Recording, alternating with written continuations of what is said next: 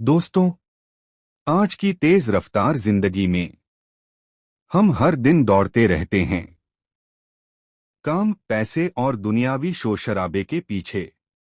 लेकिन इस भागदौड़ में दिल का सुकून कहीं खो जाता है।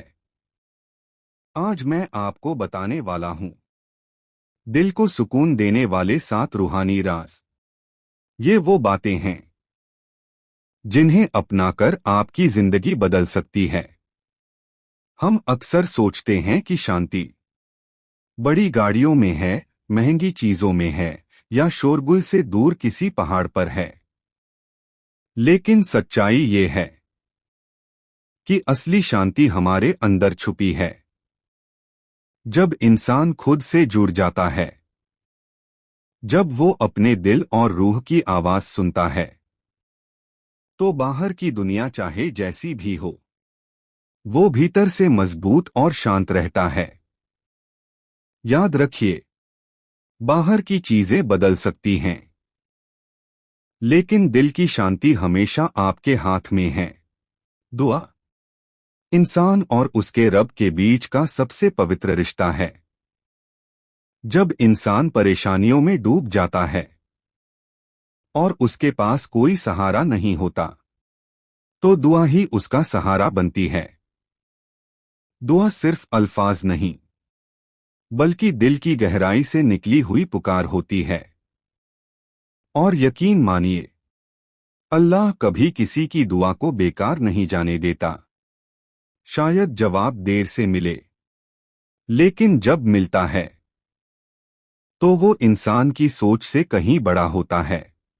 मुसीबतें और परेशानियां इंसान की जिंदगी का हिस्सा हैं, लेकिन हर इंसान के पास एक ऐसा हथियार है जो उसे हर मुश्किल से लड़ने की ताकत देता है, और वो है सब्र। सब्र यानी इंतजार करने की ताकत, टूटने की बजाय संभलने की ताकत। कभी कभी अल्लाह हमें आजमाता है ताकि हमें वो चीज दे सके जो हमारी सोच से कहीं बेहतर है। याद रखिए, सब्र करने वाला कभी हारता नहीं। इंसान की नीयत उसकी असली पहचान होती है।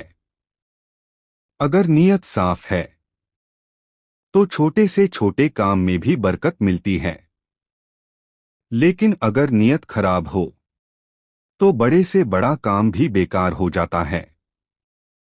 नीतियां दिल से निकलती हैं, और यही दिल इंसान को रूहानी ताकत से जोड़ता है।